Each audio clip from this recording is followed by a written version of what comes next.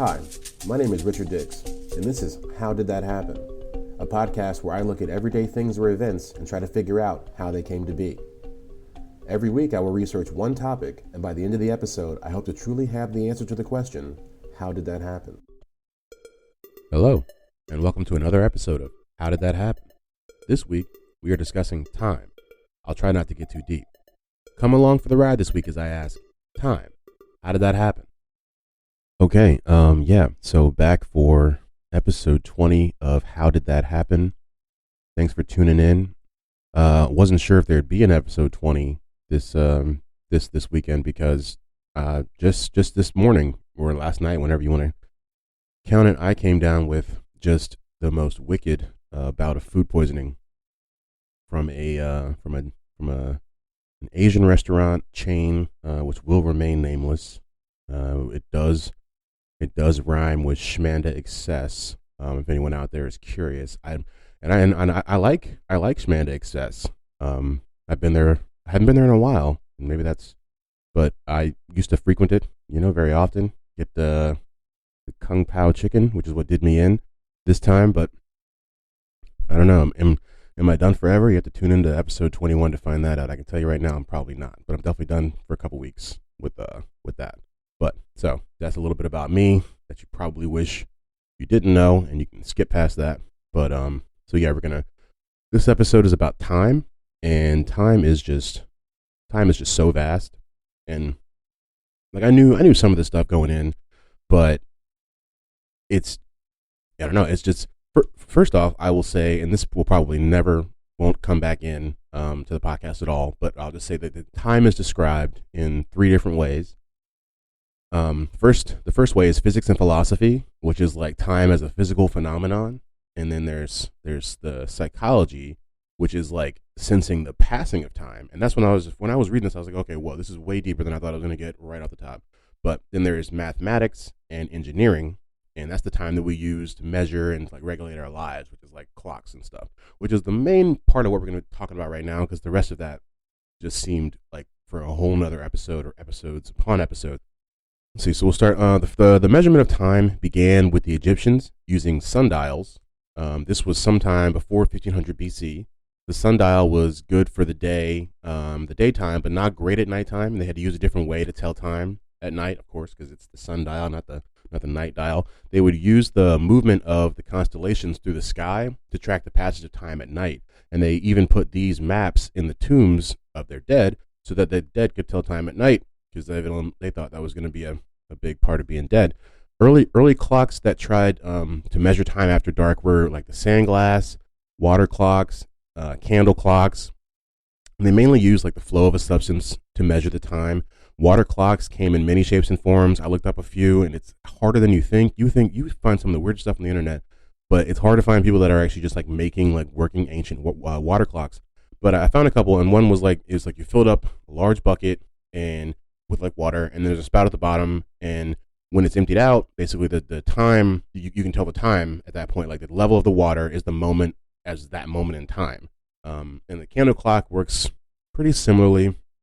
The candle clock was done by watching a candle, the decline in wax as it melts down in height, and that marking is measured in a similar way that the water clock is.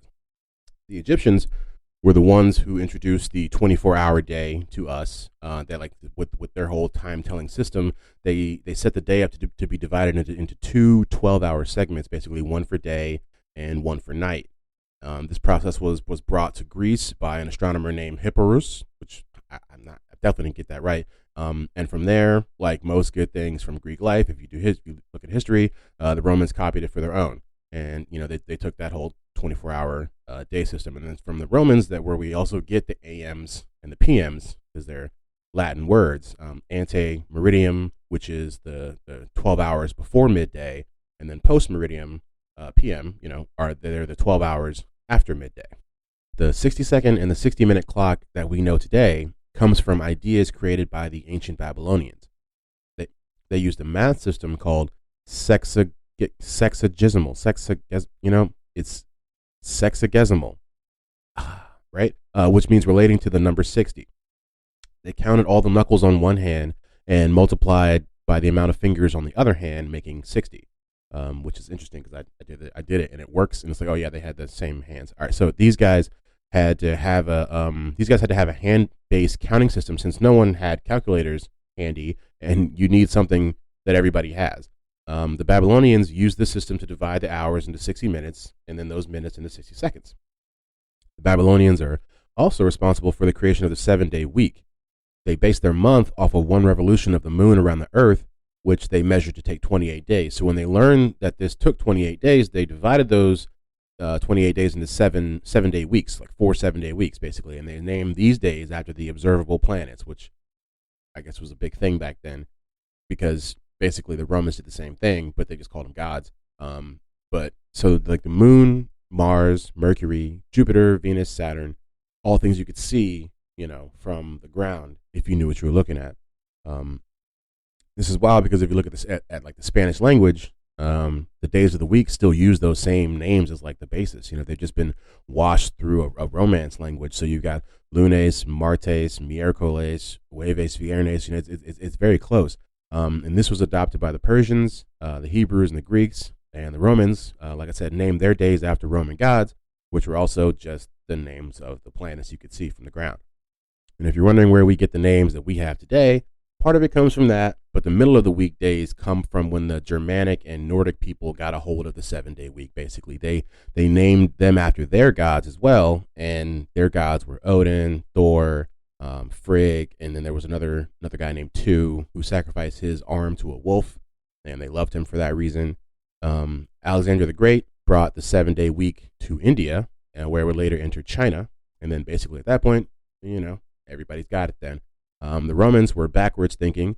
Before they had the 7-day week, they had an 8-day week, and they named them after the alphabet, which just sounds so simple. I mean, but it's like, but the 8th day would be a market day, like a trade day, and but people in different towns had different market days because it was all based off like what you grew and stuff like that. So your market day would be like different than somebody else's, and this resulted in them thinking that basically everybody was thinking it was a different day of the week.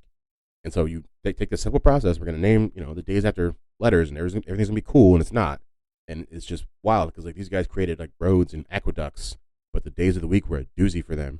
In 321 AD, Emperor Constantine basically decreed. He said that the 7-day week would be the standard throughout the Roman Empire, and he also made the 7th day a public holiday similar to that of the Sabbath. So that's pretty much it about like the days of the week. I really kind of went into like I had written in here before. I was like, this is like, but I didn't say it. I don't think it's almost like a whole other episode, really. But I just thought I would run through it real fast just because we're talking about time. I didn't want to leave it out. But it's important to mention that before modern times, the average person didn't have access to like time measuring devices. They had to gauge it off the sun and the sky. Like I heard someone say it was like time was just like a it was like a gadget before like the last couple 100 years. Like you know what time it is, good for you. Like people didn't really care that much, I guess, or that could be wrong. But I've looked at so many different things. But like I said, the people didn't have access to it, and so later on in time, the time would be kept by the Catholic Church for like basically that same reason, because they knew that people needed time. The priests needed time because they needed to know when to pray. And because the churches were usually the only entities that had enough money to own a clock, they would ring the bells every hour to alert the townspeople at the time.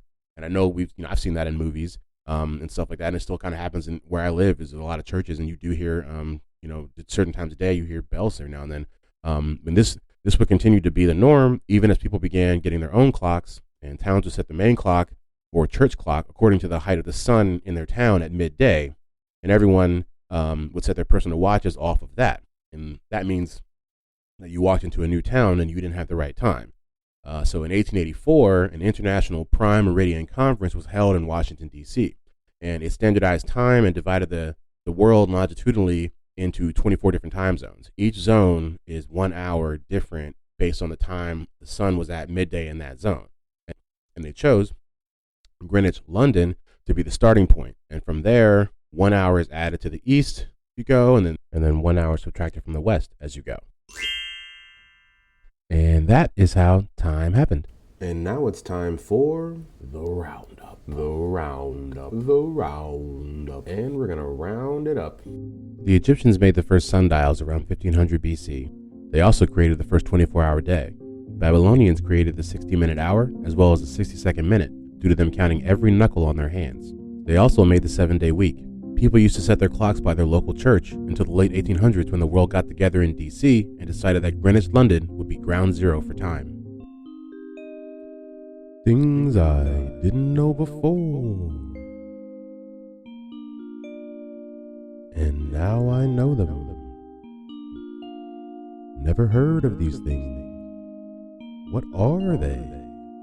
Okay, so one thing that I learned was that in 1967, atomic timekeeping was created, and basically they were able to measure the length of a second by like looking at the oscillations of an atom. And so they had decided, and this was to like make it so that everyone across the whole world knew how long an actual second was, and then we could all have the exact time. And so 1 second is, let me get this right, it is 9,192,631,770 oscillations of a cesium-133 atom.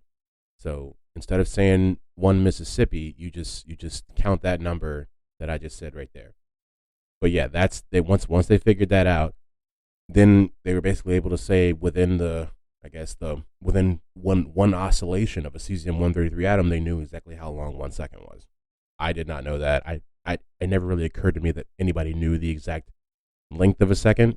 And that may actually be it as far as like stuff that's like specifically that I did not know before this, because everything else that I learned while I was researching this, I didn't know. So this whole podcast can be considered that. What I thought was interesting, what I would say, is how, and I never noticed this, and I took like 8 years of Spanish, that the days of the week in Spanish do actually mirror like the actual visible planets from Earth. The martes, miércoles, jueves thing. Like I never, looking at it, I was watching this video that was explaining it, and I was like, that's wild, because it's actually true, and it makes sense because it's a pretty old language that was derived from these other languages. So that was interesting, but that's probably about it. Because like I said, I could just rehash this entire podcast, but in reality, all of it was news to me. The 7-day weeks from the Babylonians, and the fact that it comes from what they thought as 28 days for the moon to go around, the Earth. You think this stuff is arbitrary, but it's somebody actually somewhere along the line put some thought into it. And that's been another episode of How Did That Happen? I want to say thanks again for listening. Keep checking out the Twitter page to see what we post on there to go along with the corresponding episodes. I do think we may be trying to put out a website here in the next month or two. I'm not sure. That's still in the works, but until then, just keep hitting up the Twitter page and like and subscribe, and leave a comment if you can. Other than that, I'll see you guys next week. Thanks for listening.